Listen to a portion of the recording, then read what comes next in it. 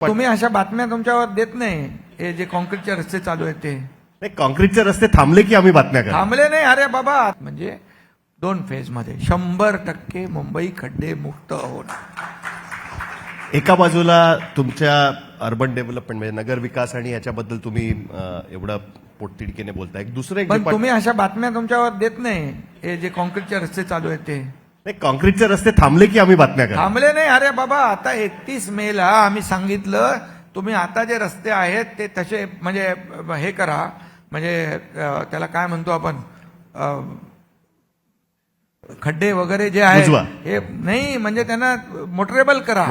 आणि आता काम कॉन्क्रीटचं बंद 31 मे. आता पावसाळा गेला की सुरू होणार. पावसाळ्यामध्ये सुरू केले, ट्रॅफिक जाम झाले, तुम्हीच सांगणार बघा तिकडे असं चालू आहे, बघा तिकडे केलं तरी आणि नाही थांबवलं तर म्हणतात थांबवलं. आमचं टार्गेट ठरवलेलं आहे, त्या टार्गेटमध्ये कम्प्लीट होणार. आम्ही सुद्धा आज सांगतो, डिसेंबर 2026 मध्ये जर खरोखरच अशा पद्धतीची परिस्थिती झाली तर पुन्हा आम्हीच त्या स्टोरी करू की बघा एकनाथ शिंदेनी ज्या पद्धतीने वचन दिलं होतं त्या पद्धतीने त्यांनी रस्ते सगळे गुळगुळीत करून दिले. केलं पाहिजे ना. तुम्ही तुमचं टीआरपी पण वाढेल, चांगली कामं दाखवली तर, लोकांना सुविधा दिलेल्या दाखवल्या तर टीआरपी वाढेल. तुम्ही अटल सेतूचं महत्व सांगा, कोस्टलचं महत्व सांगा.